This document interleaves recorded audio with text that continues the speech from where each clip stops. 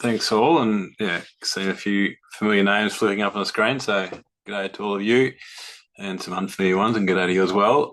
So my background, I grew up in Victoria, in the Mallee, and then did lifetime wool for a while, which became lifetime ewe management, and then always been interested in genetics, and ended up starting NeXtgen Agri 7 or 8 years ago, based in Christchurch in New Zealand with my family here, and we run genetics consulting across all sheep growing areas, I guess, of Australia and New Zealand. So we've got consultants up and down the North and South Island and around Australia. So yeah, tonight we're sort of going to start, I guess, lots of you online probably know as much about breeding values as I do, but we'll go through some of the basics, I suppose, and also some of the detail. I'll get slides up.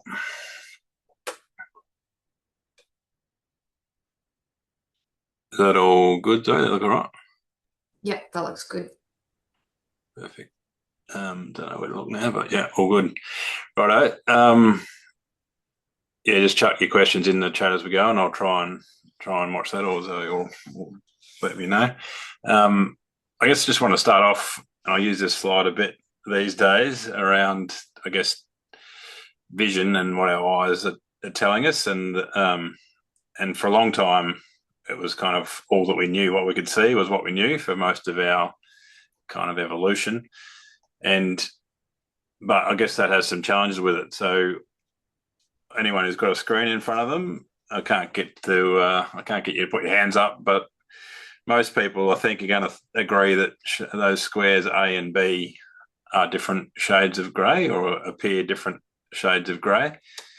And but if I put a couple of grey bars in front of them, they actually are exactly the same shade of grey. And I think that's a really powerful kind of example of one of our challenges in genetics, is that we only get to, our eyes will tell us the story, and we'll only get us to,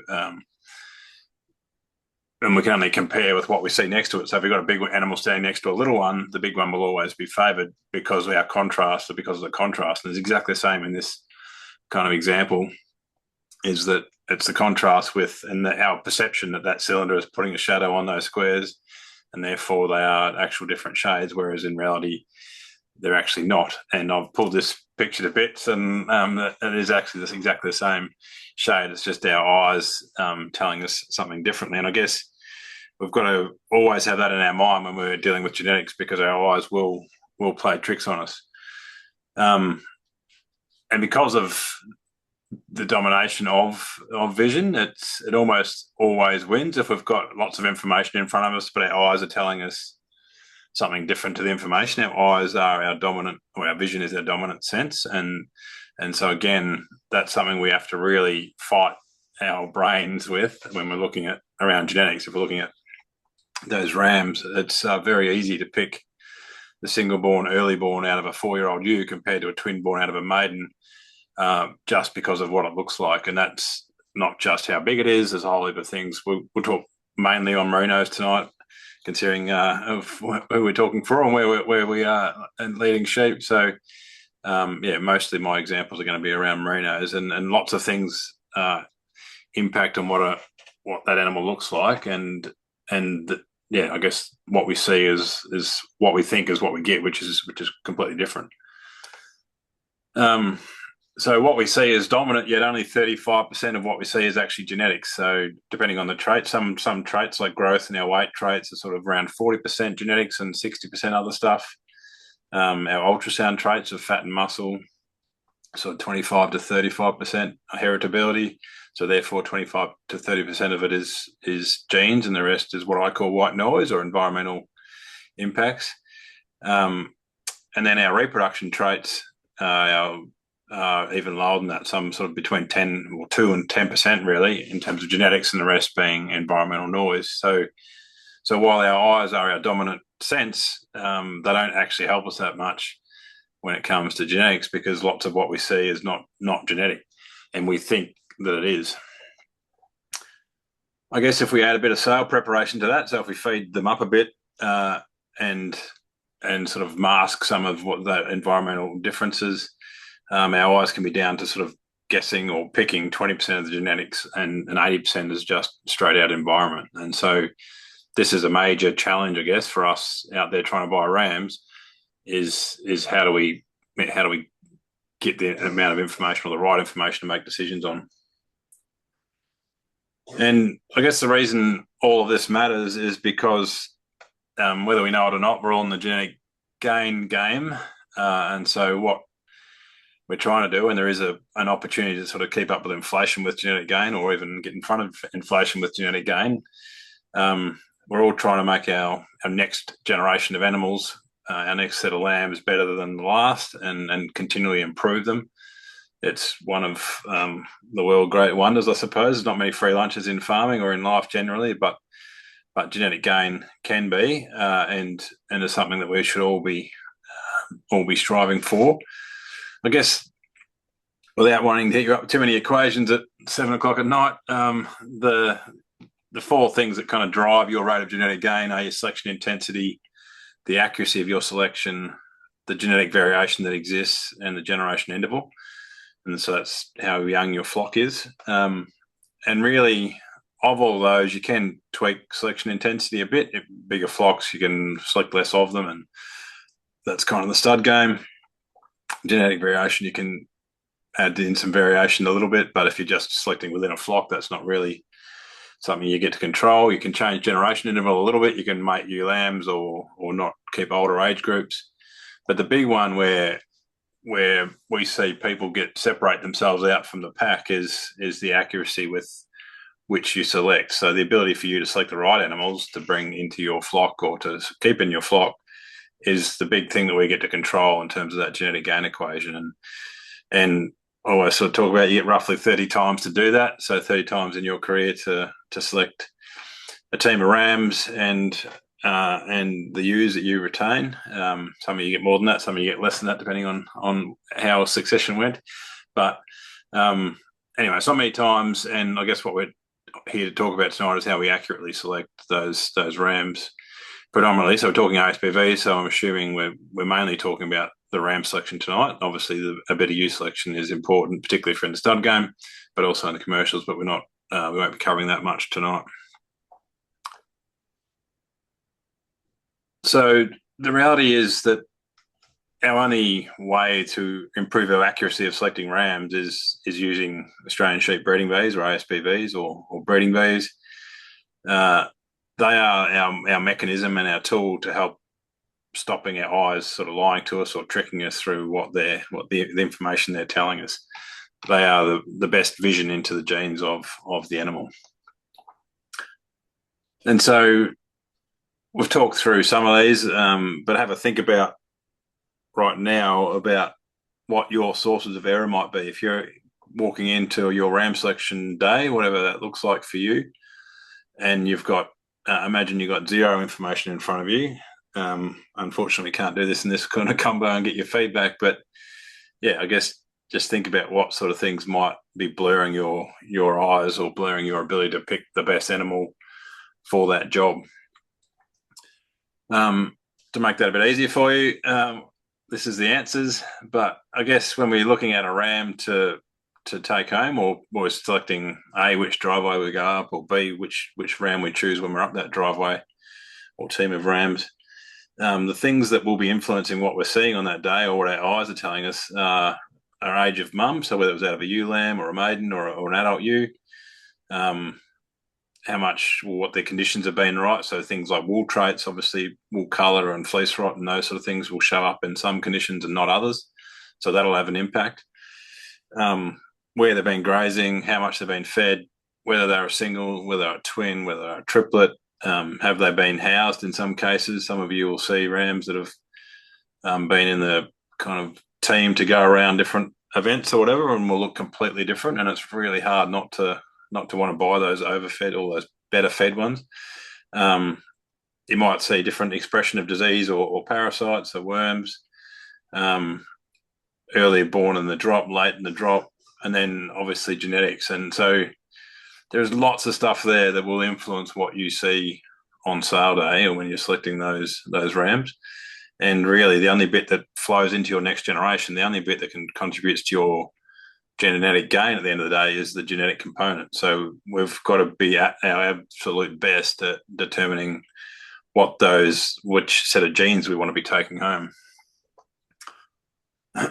So in terms of why an ASBV is really important at cutting through that is because that's what they're exactly designed to do, is separate out the white noise from the genes.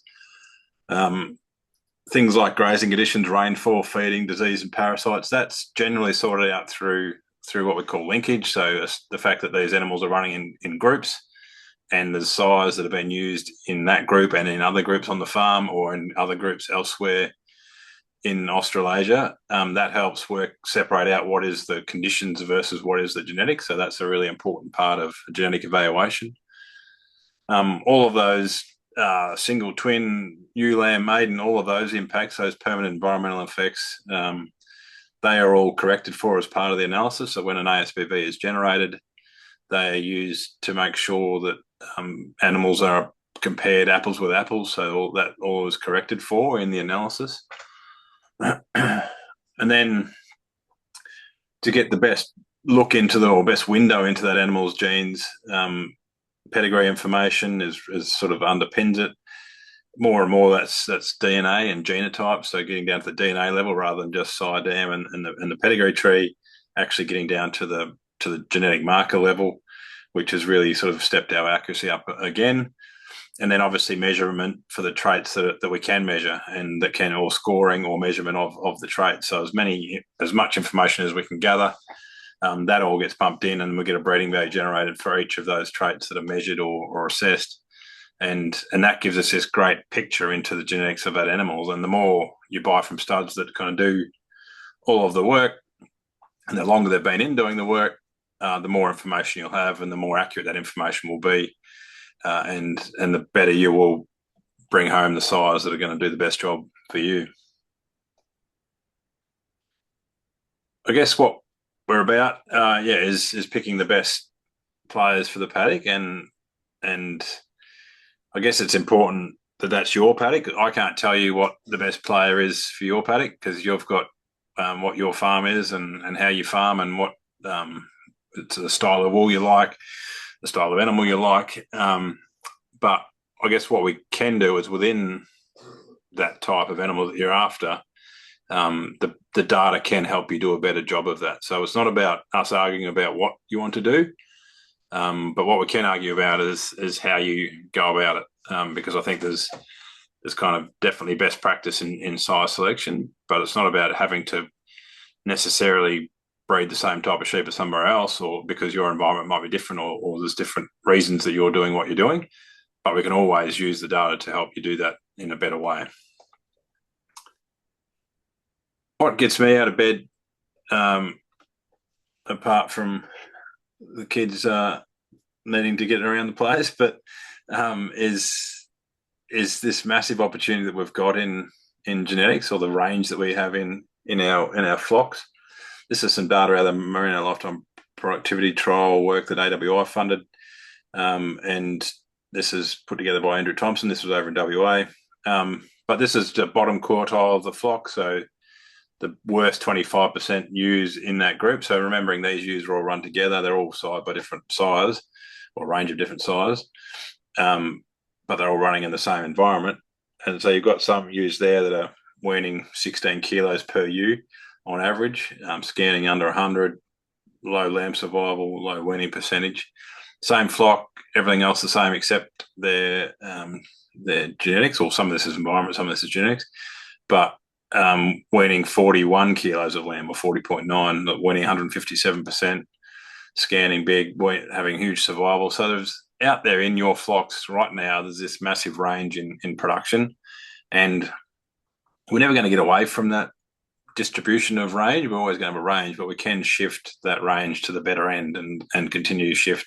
And weaning percentage might not be your driver. You might be driven by fleece weight, so it doesn't kind of matter what traits you're after.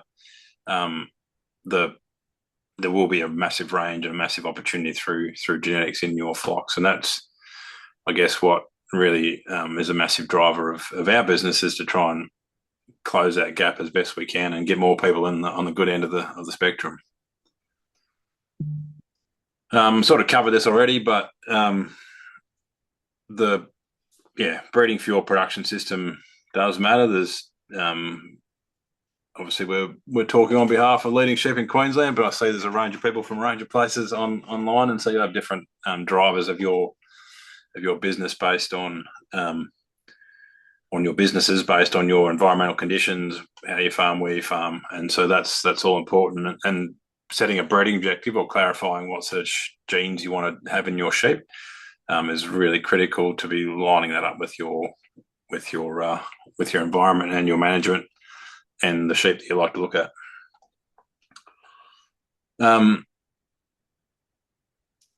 One thing to consider when you are aligning genetics to your farm is to not just accept that whatever has been done is all that can be done. And I think it's worth looking at it through a lens of cost of production, which not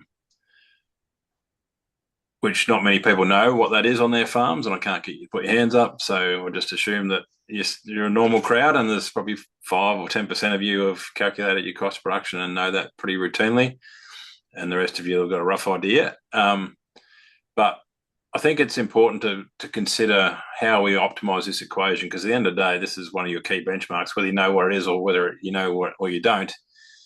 We don't have massive control over price. The thing we get to control is our cost of production, and the lower we can get that, then obviously in any season we've got more margin, and in a good prices we have more margin. And so the only bit one of the key things we can control is our cost of production. And I think for years we've sort of I've looked at this formula thinking it's all about cost saving. But it is a two-factor equation, as in there's two parts to this equation. You can reduce your cost of production by producing more, or you can reduce your cost of production by spending less. And both of those, I think, genetics have a component of, which we'll talk through in a minute. But I guess we see people shift breeds or shift away from sheep or shift species because they haven't got this cost of production thing right, yet they haven't done the work to actually change it. They haven't driven production, or they haven't driven down costs by getting the right genetics and matching that with the environment. We see a few people out there trying to kind of run genetics that aren't fit for that environment because that's kind of what they want to do, and then can't make it work, and then go and do something else, change sheep breeds or change species or go cropping or whatever. But I think there is big opportunity in thinking about the traits that you're combining to make putting an animal together that suits your environment. So I guess if we think about ram selection, I reckon these are the three kind of common mistakes we see out there. It's very common to confuse breeding with feeding. So lots of people tell me there's a good ram, or it looks great, or this is a good team of rams or whatever, and they may be, or they may not be. But don't get confused with what is nutrition and what is actual genetics.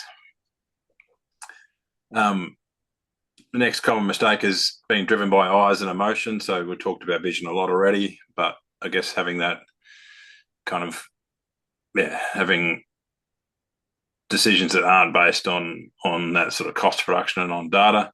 And then we've got plenty of myths running around this industry, and there's a trap of wanting into them, and I won't go into them because I'm not standing in front of you and I can't read your body language, but there's plenty of stuff we hear about what sheep can and can't do, or what type of sheep you need to do certain jobs, and pretty much all of those have been dispelled by science.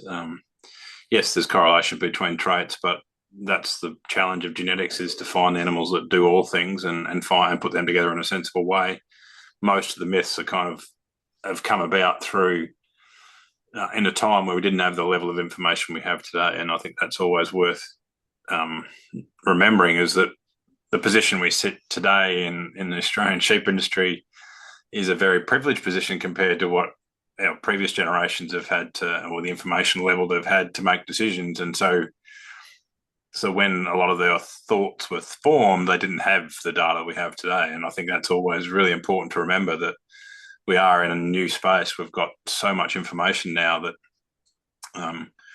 to make really good decisions, and and it's not anyone's fault in the past for not making those decisions because they didn't have that data. Even in my kind of career or in the last sort of 20 years where it's been really focused on genetics, the power we've got to make decisions is just infinitely better than it was 20 years ago, and that gets better every year. Just another example of that vision not being that helpful. This is work out of the Merino Lifetime Productivity Trial again, the AWI project. But this is professional classes, and it's not saying anything about professional classes, whether it was you, me, or a professional classer, or all of us.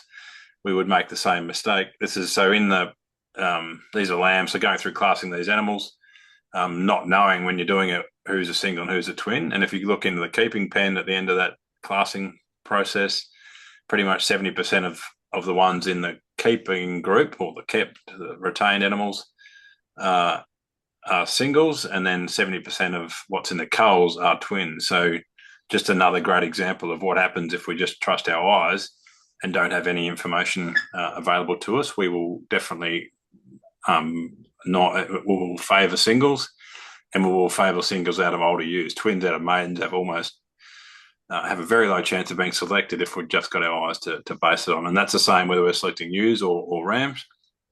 There's a big bias towards animals that phenotypically look good. So I guess what does this all mean for you as a ram buyer?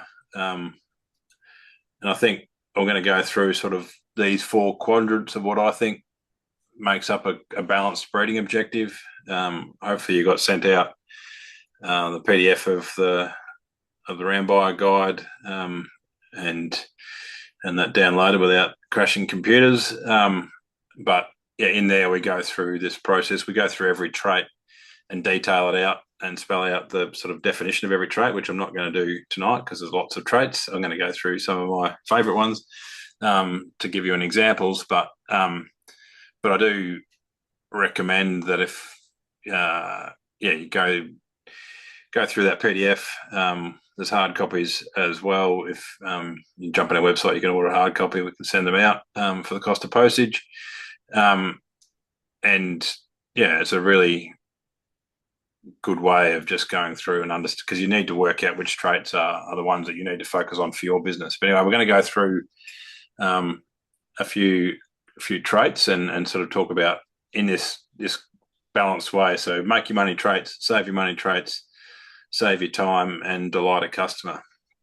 And I think most of us, when we think genetics, we think make your money, more fleece weight, more lambs, more growth, and haven't always considered that that genetics is also a great opportunity to save you some money, save you some time, and delight a customer, or something. We probably think about that a bit. We think about IMF or marbling.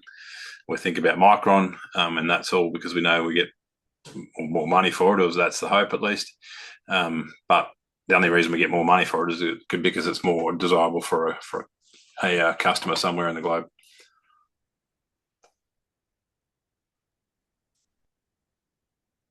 I think I've probably covered this to death, but I guess I'm going to go through some traits. But the traits that you choose is personal, and again, I encourage you to do the work to work out which traits you think are your priority ones so you get set up for this year's ram buying by knowing the traits you're at or the traits you need to bring into your flock to take it to the next level. That's way too much information for 7 p.m. or 7:30 on a Thursday night, but the point of that slide, and there's a couple more following, is that all of our traits are correlated. You're going to hear bandied around the industry, oh, you can't have this and you can't have that because they're correlated. And yes, some things are really highly correlated, but most things that we're trying to work to get pool of sheep together are correlated, but not to a level that you can't actually bend that correlation or find animals that break it. And really, that's where ASBV'S come into their own, is finding animals that do more than one thing for you, even if those traits are unfavorably correlated. I guess the best merino example is the fleece weight Micron kind of correlation for years, and it's still true that the higher Micron sheep will cut more wool, or if you want to cut more wool, then you need to go higher Micron or whatever. But those two things, we've seen heaps of examples now where that's been broken, and we get very good fleece weights on very fine animals. And so that biology, through using breeding means and through using data, has been broken, and you can do that across all spectrum. So, but there are things that, everything's correlated. Some of them fairly favourably. So this yielding fat, as most of those genetic correlations are favourable, with the exception of fleece weight and fibre diameter. Pretty much everything else there is favourable. And so there are some traits that kind of get a free lunch right across everything. And in that book, we do go through what the free lunches are, what the correlations are. And then there's traits like breech wrinkle, which pretty much across the board is unfavourably correlated with everything except fleece weight and micron. And so repro, muscling, growth, everything goes worse with more wrinkle. So again, there was a couple of traits that, some traits that are generally pretty hard. If you want to improve the animal on a balanced way, they're pretty hard to have in there. And other traits that are mostly favourable, but everything is correlated.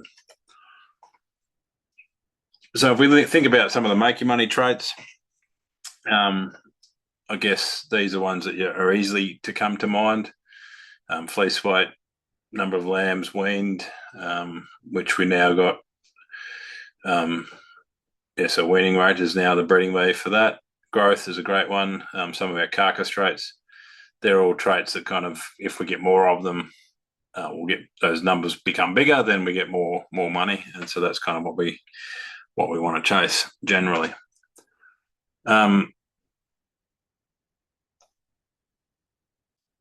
guess the other end of that spectrum is the save your money traits. And I guess if lots of you are farming out in Longreach, some of these things like foot rot and dags and worms and stuff are probably less of a challenge most years.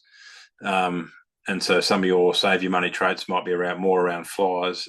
So fly strike, condition score is my favourite save your money trait, and we're going to go into in a bit of detail now around fat and condition score, because I think it's one that for this audience is something that's really important.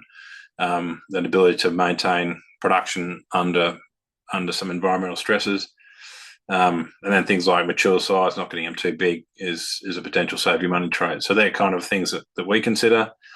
And into high rainfall, they become more and more important, some of these sort of health traits. And I think there's lots of space left to understand this stuff yet. We're just sort of trying to kick off a project at the moment called Shield, which is looking right into the immunity of the animal further. And I think there's lots of upside in both sheep and cattle in understanding our kind of save your money or save your time type traits.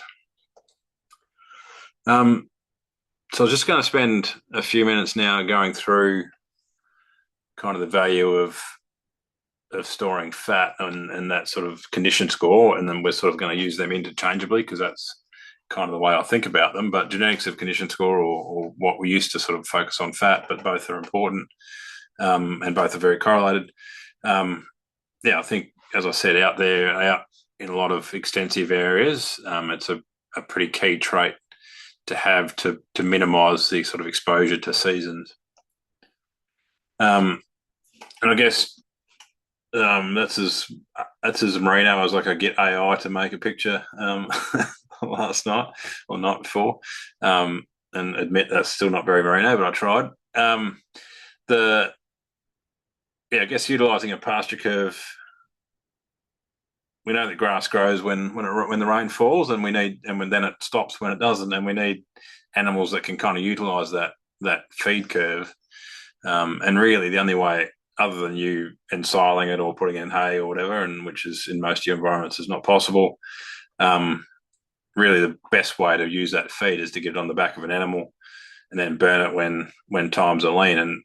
And I guess we've probably thought that all animals are equal in their ability to do that, in the sense that if you feed an animal, it will get fat and then I can burn that fat off later. What we now know that animals differ greatly in their ability to convert feed into fat. Some of them will just turn into lean tissue and then haven't stored as much energy, and therefore don't go into that leaner time with a lot more energy on board. So if the underlying assumption is that you can feed up all animals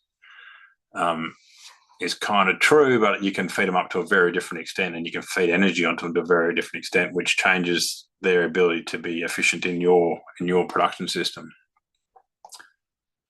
And I keep apologising for the detail, but anyway, this is a genetics talk, so you wouldn't have turned up if you weren't looking for a bit of detail. But I guess the key thing to take away here is that everyone talks about fat being inefficient and laying down fat is inefficient, so therefore it's better not to do it. But remembering when you're laying down fat, and in your environments, is going to be in those when the rains turn up and you've got grass coming out your ears, that's when you want an animal laying down fat.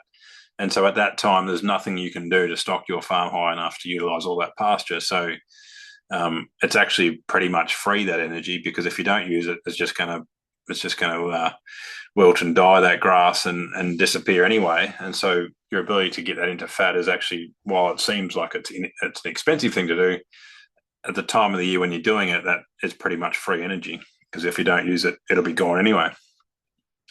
So it does take you 4 times as much energy to lay down a kilo of fat. So that's kind of the negative of laying down fat. Again, we're doing it at a time when it's cheap. But you get 7 times the actual stored energy in that fat tissue is actually a lot more than is in lean tissue. So protein and muscle and our tissue, our organs, cheaper to lay down, but you don't store much energy in them. And in fat, you store a lot of energy, and that's there to be made available when you need it. And the other cool thing about storing fat and selecting for animals that have more fat is that it costs you nothing to maintain that fat tissue. It's not actually our muscle tissues and our organs are metabolically active. There's always going through what we call protein turnover, and so every cell is broken down, rebuilt, and put back together again, which is energetically costly. So the actual maintenance cost of an animal is actually the lean tissue that animal contains. The fat tissue in that animal actually doesn't cost you anything to maintain, other than a little bit of extra effort for dragging it around. And so it's really cool. It costs you a bit to get it down, but it stays there for free, and then you can use it and a really high density energy when you need it. So that's why I'm pretty keen about selecting for animals that are positive condition score, positive fat, because they will. They've got that store on them, and they'll have a lower maintenance requirement per kilogram of body weight if they've got a higher fat ratio.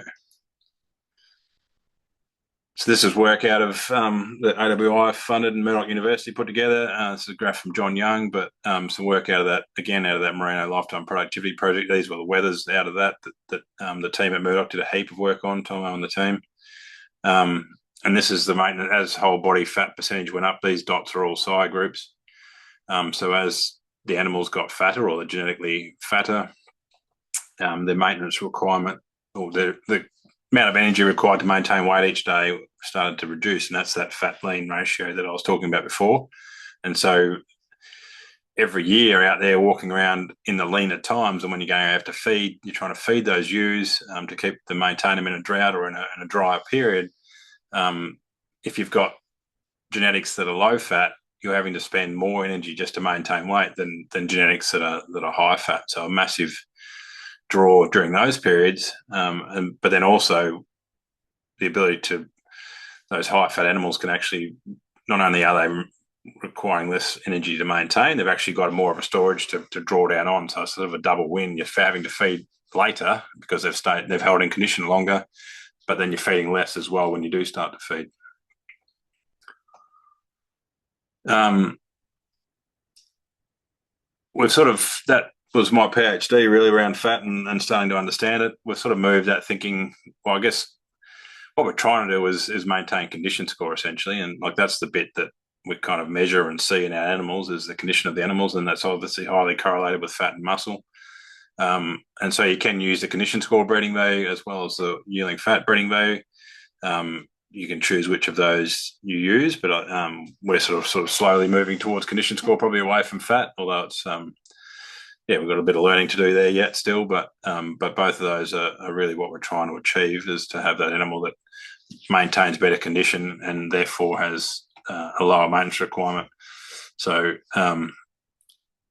we're not going to talk about ewes tonight, but if you are going to take one thing home about ewes in your ewe replacement selections, I would heavily suggest you do two things. One is separate out single born from twin born and class them separately, and the other one is use condition score them at the same time. Don't just look at the wool, or don't just look at the animal. Put your hand on them as well, because you'll learn lots of things and select the better doing animals. This is what I've just been talking about in terms of that condition score breeding value lining up with, sorry, that should say ASBV'S. And so these are the condition score ASBV'S you can see within the database. Negative ones being those that are genetically lean. The big positives being those that are genetically fat. This is the fat breeding value, again, lean and fat. And so these are all those dots are size with more than 50 progeny, I think, in the database.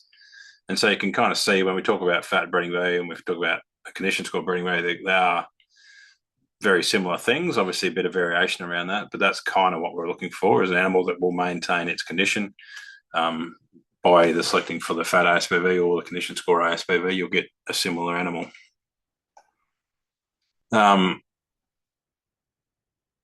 If you want to get weaning rate, so more lambs wean, you definitely select for that trait directly as a trait of its own. But what you would expect and what we see is that animals with higher condition score breeding values have generally higher weaning rate breeding values. So those sheep that are genetically fatter, in better condition, are genetically having more lambs. And so that's what you would expect to see. And if lambs are on your radar, if that's something you want to improve, and at $400 a head, you probably do. The condition score ASBV as well as the weaning rate ASBV are doing independent things, and both important. But good to know that that's a favourable correlation to work with. And this is just that ewe example I talked about before. So this is Tomo's data again out of WA, but this is a condition score I've used as maidens or as yearlings, and then their reproduction performance that was monitored over the following years. So if they were condition score 2.5 when you're doing your classing, they're going to wean 88% in this group. If they were condition score 3.5 when you did your classing, they're going to wean 114 on average for their career. So again, big opportunity to get out there and select those better condition score ewes as your replacement females. So that's, I guess, a save your money trait that I think is really important, and something that if I was running an animal where you're running an animal, I'd be having as one of my traits of interest. Save your money, save your time are very similar things in farming, but save your time traits, things like fleece rot. Again, worms aren't going to be a challenge for you out there, but if you're using any terminals, then birth weight in those terminals or lambing ease and birth weight is important.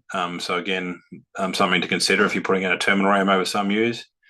And then wrinkle. I talked about the genetic correlations with wrinkle, but we know it's one of the drivers of fly strike. And so, reducing some of that breech wrinkle can definitely save you time or reduce your fly strike incidence. Growth I listed as a make your money trait, and that's true, but I think it's probably one of the greatest save your time traits as well. And just a bit of mental maths, I suppose, thinking about how long an animal stays on farm to reach a 50 kilo sort of turn off weight at different lamb growth rates. And so doing 100 grams a day, it's over a year. If you're doing 300 grams a day, it's around 20 weeks. And so that's a big gap. And so if we go from 150 to 200, to 250, whatever it is, 10, 15 extra weeks on farm. So that's an animal you're still going to have to feed, an animal you still have to muster and check for flies and do all the things with.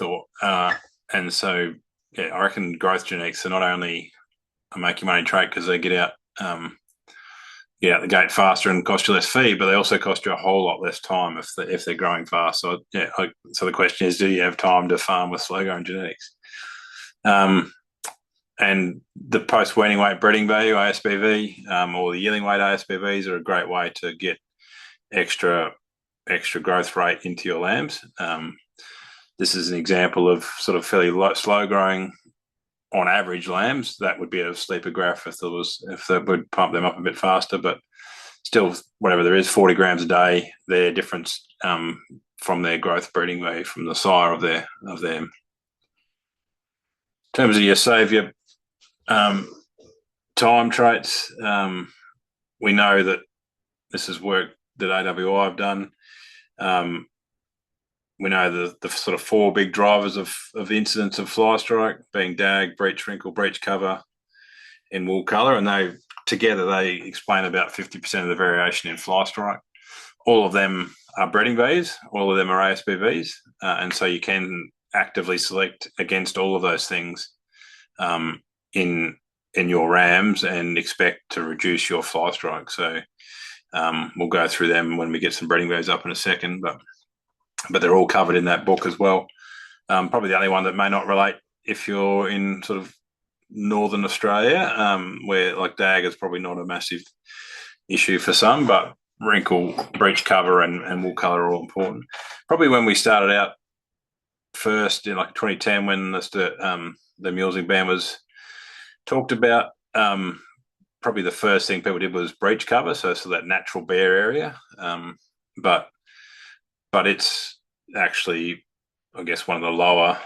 It's not the main driver. It's more dag and breech wrinkle that will drive fly strike and even wool colour. But so breech cover was kind of what we thought we needed, but you actually need that combo to reduce your fly strike incidence. Sheep Genetics are working through with AWI to have a fly strike breeding value standalone as well, because we're only explaining 50% of the genetic variation with these 4 traits.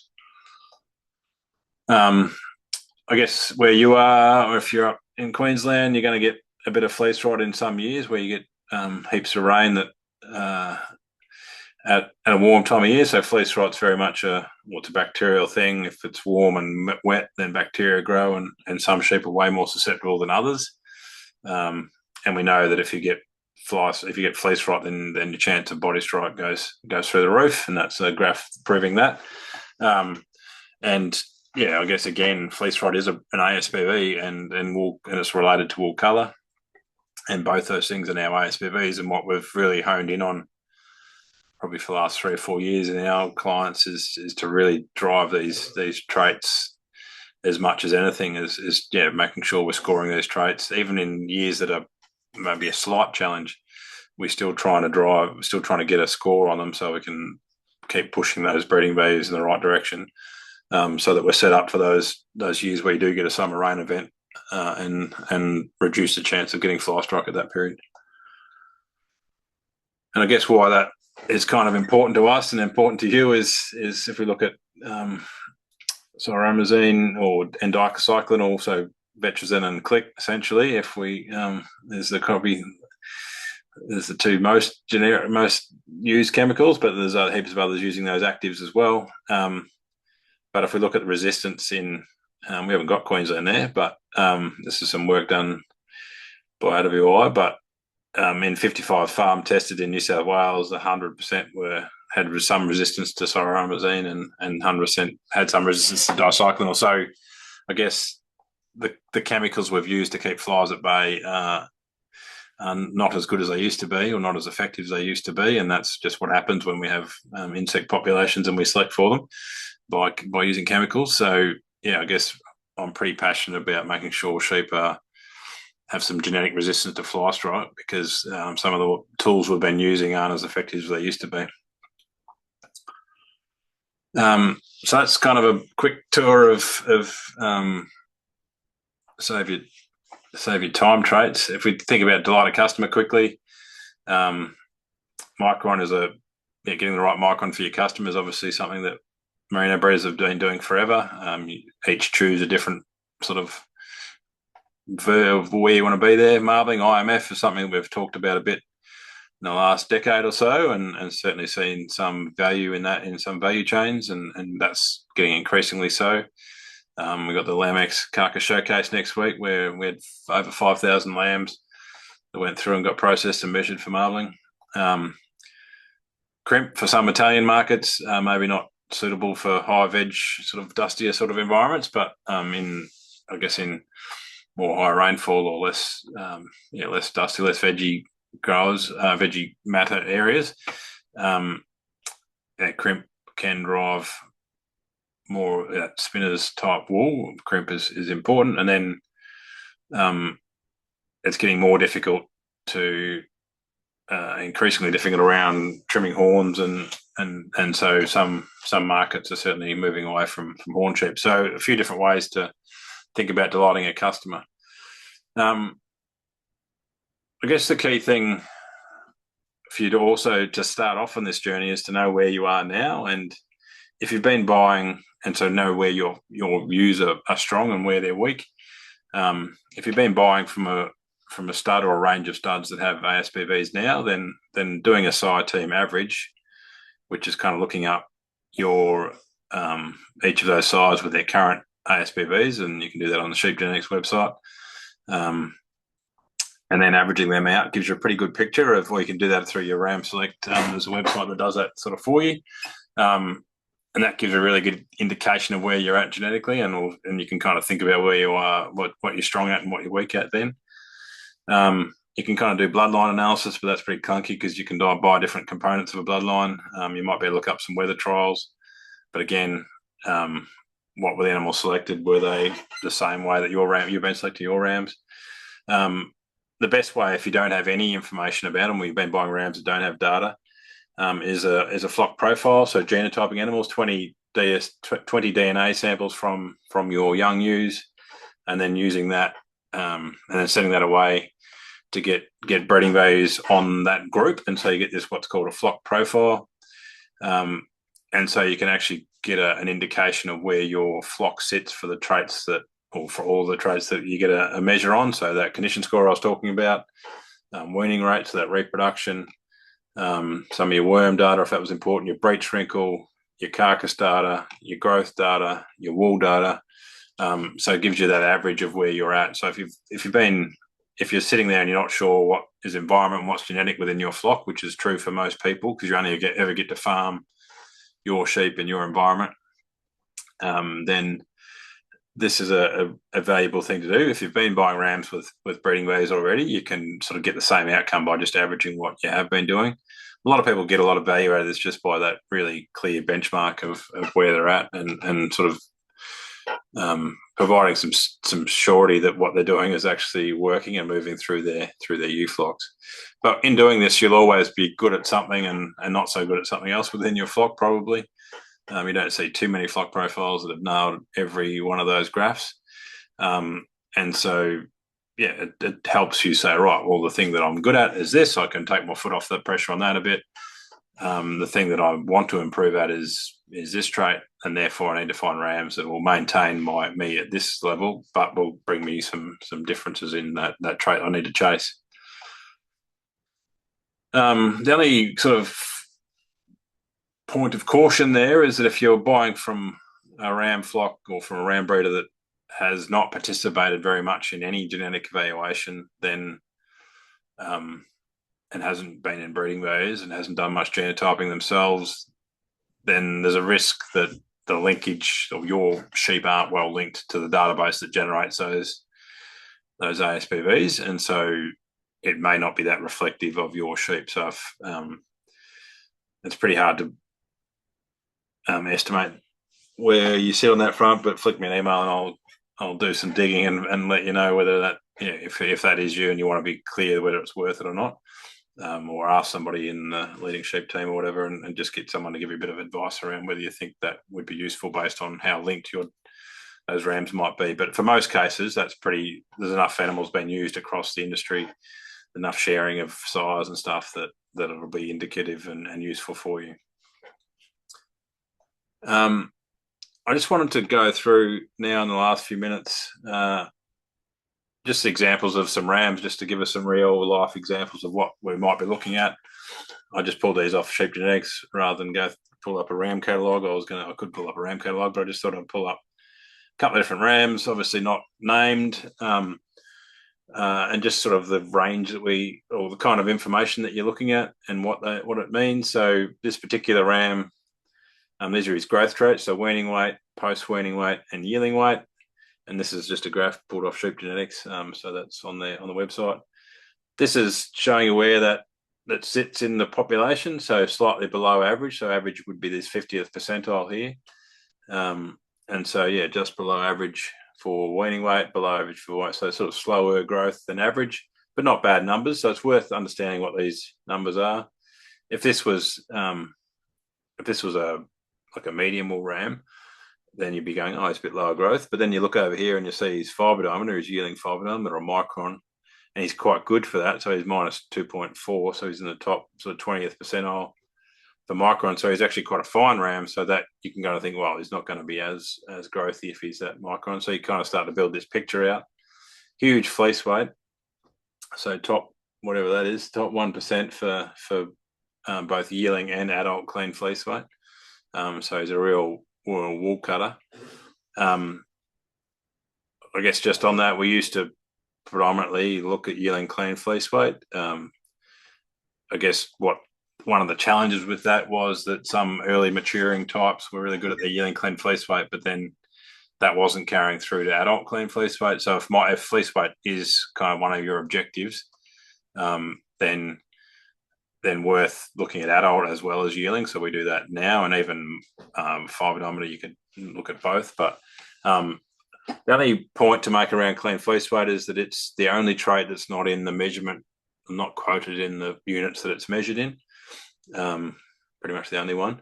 So this is percentage of 46% above zero, above the average of the flock. Sorry, or above the average of the database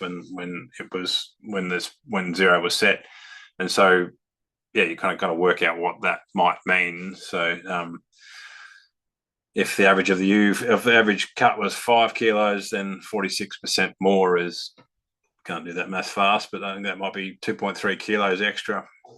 So it's cutting 7.3 kilos rather than 5, so a lot more wool on that particular sheep. So that, but I guess mostly when you're looking at rams, you're just comparing, is this one less or more than the other one standing next to it? That's the kind of job you got when you're looking at ram catalogues. Anyway, moving through, clean CV is down, and we see that as a bit of a correlation with fleece weight. So it's actually quite a high CV sheep, which is correlated with having a low stable strength. It's quite short, so low staple length. Pretty wool though, so this little L character, late character, is the amount of crimp. So the lower that breeding value is kind of, it's a bit counterintuitive, but the deeper the crimp essentially. So the lower the breeding value, the more uniform and deep that crimp is. If that's a high number, if it's a big positive number, then that's very flat wool that you don't like to look at normally. What we'd expect from this combination of low stable length and high fleece weight is positive wrinkle. If we flick to the other half of the trait, he is about 0 for wrinkle, so definitely in the bottom proportion of the flock in terms of wrinkle. He's also not that good for colour, so he might be pretty prone to some fleece rot, which it's saying he is. He's in the positives for fleece rot. If they were good for that, they'd be up here in the negatives, up in the top percentiles. Negative, very negative for carcass trait, so low muscle, low fat, low weaning rate is a kind of combination there. Low ewe rearing ability, so this is a sort of survival proportion of the chance of the genetics of survival. Wrinkle we've already talked about. He's positive DAG and he's positive breed cover. So, and this is what you see in catalogues, like really good at a couple of traits, but then really concerning on a couple of other areas. So for some breeding objectives that might work, for others that might be a bit of a challenge. And at minus 1.3 for fat with high fleece weight, that's a really high maintenance type sheep. That's one that doesn't fatten on grass and needs a lot of energy to keep ticking over. So that would be a challenge for some people in some production systems. If it's somewhere where you've got heaps of stubbles and low stocking rates and want to cut heaps of wool, then that might be the sheep for you. So it will depend on horses for courses. I guess a different ram, just to go through the process, I suppose, of how we're looking at this data. Much higher on his growth, back a bit, yearling clean fleece weight, but still pretty solid for adult clean fleece weight. Better in his CV, better in his staple strength, sort of moderate staple length. Different markets need different staple lengths. Character not as good, so not as crimpy in the wool. But then being a real trait leader for muscle, really handy for fat, really good for condition score going with that. Decent weaning rate, above average, but could be a bit higher there. Ewe rearing ability is really good, so his daughters will bring in most of their lambs. Breech wrinkles really low, dag really low, breech cover really low, and into the negatives for fleece rot. So I guess more of a balanced animal, and I guess that's the kind of way that you need to start. Well, that's the mindset you kind of get in, is working out, is sort of starting to understand the traits that matter to you, and not all, whatever I've put up there, 20 different traits I've put up. It's easiest for you to pick out 4 or 5 of them that kind of matter and start there, and obviously get that flock profile or understand where your ewes are at, and then move on to working on the traits that you want to improve. But I do encourage you not just to focus on, I guess, as historically we've probably gone for Ram 1. We've gone for pretty looking wool with heaps of clean fleece weight that's pretty fine, and then we've expected that animal to have lots of lambs, or have daughters that have lots of lambs under a tough environment, and we think, oh, well, fleece weights, we want more wool, so we're going to drive up more fleece weight, which just makes that animal harder to manage, or that ewe flock harder to manage. So I would encourage you to build balance into your sheep. Yes, they're wool. If you're breeding merinos, yes, they're wool sheep, but you can get, I would encourage you to think about how you get kilos of wool per hectare rather than kilos of wool per head, because at the end of the day, the thing that's limiting on your farm is hectares normally. That's the bit that's harder to find, and having sheep that have good reproduction rates, maintain good fleece weights, and so lots of lambs going out the door, shearing more lambs, therefore getting more actual bales out the door off the same farm versus stacking it all on less sheep, I suppose. And so I think one of the challenges with how we've put sheep together in the past without all this information available is we've sort of focused on a couple of traits without thinking on the couple of make your money traits without thinking about those save your time and save your money traits.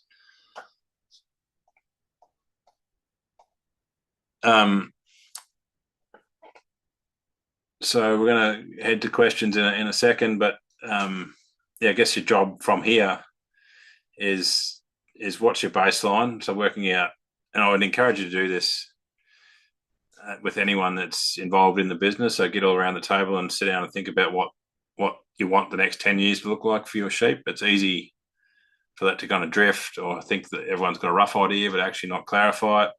What we see as being really successful is when everyone in the business knows what they're doing, as in what their aim is.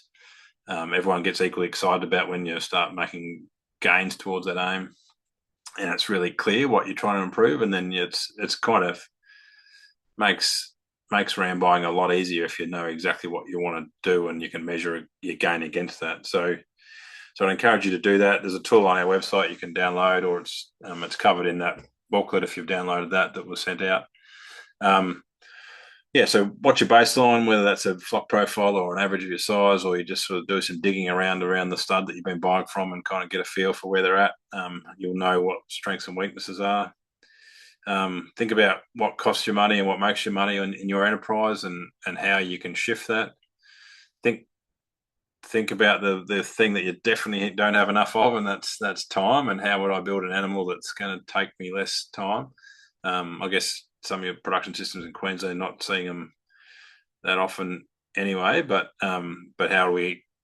I guess the other way to think about it is, how do you have an animal that sort of maintains production regardless of, or with less influence of the season? And then you may or may not focus on what the customer wants, but you know what is driving price, and so you might be chasing the right micron, or you might see value in IMF and see value that how that's going to become valuable in the future. So it's something you might have as part of your selection process. So I guess going into a ram buying season, again, read that book, work out the traits that are important to you. Get hold of the percentile band table if you can for your for merinos. That's on the Sheep Genetics website. I don't know if you can. We used to have it updated on our website, but I don't think we do anymore. But yeah, you can, if you can navigate around Sheep Genetics website, you'll be able to find that, or someone on the leading sheep team, I'm sure, can, if you give them a call, they'll help you find it, or we'll give one of our team a call. But yeah, get your hand on that, because that sort of tells you, like we've just done through those couple of rams, it sort of shows you what's good and bad for each trait, which for your 5 or 6 traits that you're going to focus on, you want to know what is 5 for P weight good, or is 5 for P weight bad, or is 20 for fleece weight good or bad. That's the kind of knowledge you want to go into this ram buying season with, so that when you're looking at a catalogue, you can A, work out which are the better ones in that catalogue, and B, work out whether that catalogue's anywhere near where you want to be in terms of the data. And then remember where I started this whole talk at, and that is your eyes lie to you. If you want to be successful at accurately identifying the rams that are the best for you, make sure you do the work before you're looking at them. Once you're looking at them, what your eyes tell you will override most things. So shortlist down the animals that meet your objective, and so on their data, on their ASBV'S. Then once you go and look at them, you don't have to look at their ASBV'S really, because you've already made that call. Then you can just look at the animals and take out some of the faults you don't like, or do the visual bit second, only looking at the rams that are already made on data, because your brain will struggle to separate the data and the vision, and vision will win if you go unprepared to a ram sale. The other thing I just wanted to quickly mention, I think I've said I've had 3 last slides. This is getting close to the last one, I reckon. Just about the power of one ram. So, and depending on your scale, if you're in a stud and you're like 300 or 400 ewes, or in a smaller enterprise, then one ram, this is a percentage of genes of that one ram. So one ram does matter. So you have to be very careful about individual rams you're buying, because you're not buying that many of them for that job. Once you get out to a bit of scale, every individual ram, this is proportion of genes. So 2,500, 3,000 ewes, you're down to 1% of the genes in the next generation will be impacted by that individual ram. So to remember, you're buying a ram team, and so the average of that team is what you take home. So every individual ram doesn't have to have all the right things in all the right ways. It just has to be a combination of rams that on average will take you to a better place, because you only get to take home, or you only get the average into the next generation. So if you've got a bit of scale, then obsess less over every individual ram, and work hard about taking home a team of rams that on average take you to a better place, because it's pretty hard to find perfect rams. I do it for a living, and it's and we're always can find something wrong with pretty much every ram there is. But to take home a perfect team, or a team that's better than what you would do or what you did last year is relatively easily, and can be done at the same sort of budget as what it would have if you had than what you do without just buying random rams. Like, it doesn't have to be expensive to buy better information. That book you've been sent a link to, by all means have a look through that. I'll pull up there and take some questions. If you want to hear more of this voice, jump on the Head Shepherd podcast. We also just launched the Productivity and Profitability podcast with MLA in collaboration with them. So lots of sheep chat on those 2 channels. We've got our hub as well, which we put information on, and newsletter every fortnight for my thoughts. So feel free to sign up to any of those things. They're all free. But I'll stop sharing and take any questions that have popped up. If I can work out how to stop sharing, that is.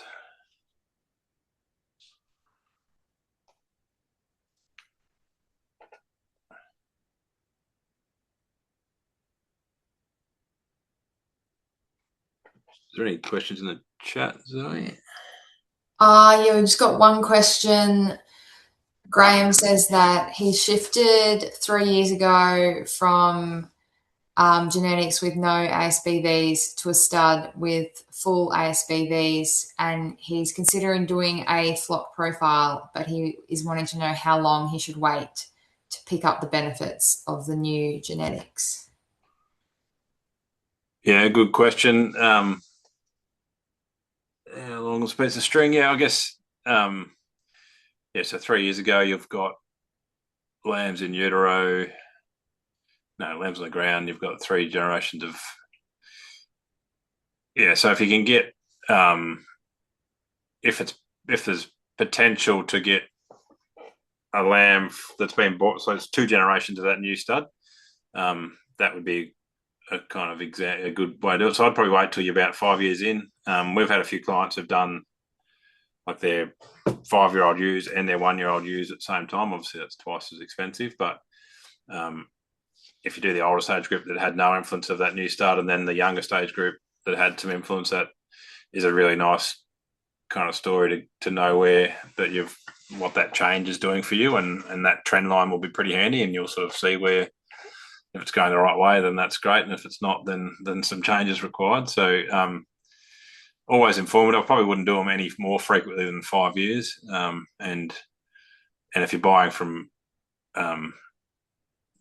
ASBV stud, you can just use those sire team averages from there on forward. But yeah, you're in the realm of having a look now, and then I'd maybe wait a year or two and do it if depending on how tight things are. Question on inbreeding. I think we get pretty carried away with inbreeding. Obviously, there's no doubt that fitness traits reduce, so all of our reproductive traits reduce with inbreeding. I have seen it, but you have to be pretty inbred for it to happen. And most cases that won't be your challenge. It'll be more the combination of traits that are in those animals and what that's doing to their fertility than it will be their inbreeding per se. Not saying that's not possible, but I mean, we aim to land sort of in the 5 to 6%, trying not to get above that too much. We have some rams that get up sort of 10-15% inbreeding. That's challenging. That's a challenging area, and any one wrong move and you can go pretty bad there in terms of some structural stuff or just cull traits generally. You can manage it, and there's good examples of people who've done that in cattle and sheep, but generally we try and keep a lid on it. But I think people obsess over it too much. I think people worry about having to.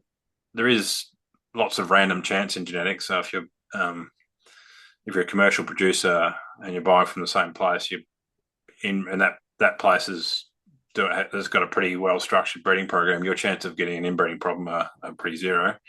But it will.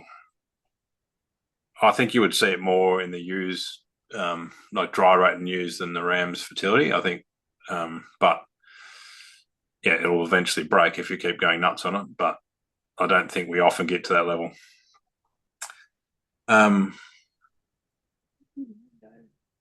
What's the difference between IMF and yearling fat? Good question. Very different.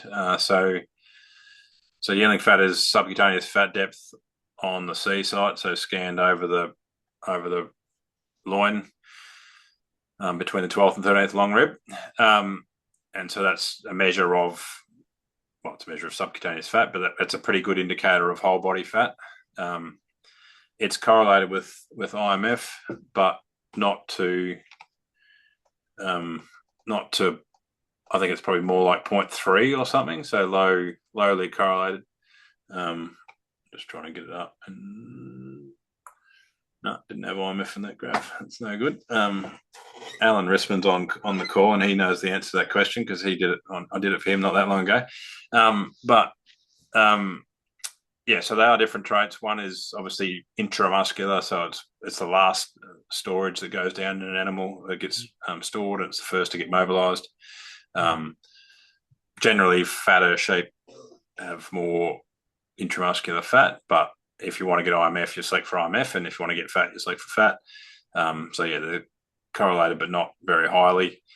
Yeah, that's probably be about the story there. The fat will give you that condition score, that resilience, a store of energy. IMF will taste good. Essentially, that's the difference.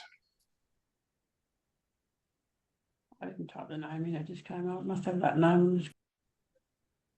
Yeah, just to jump in there, Mark, it was 0.42 was the correlation between fat and IMF. Yeah, righto. Cool, thanks, mate. Yeah, so if that was 0.8, 0.9, then you'd get one with the other, but 0.42 is obviously you get it. Obviously, IMF is higher in, or the older they get, the more they marble, and so tends to be, yeah. So anyway, you'll get one if you just go for fat. You get some more marbling, but if you want to get more and more of it, you have to select on the individual trait, which is obviously genomics driven, not because the animal's not actually been measured.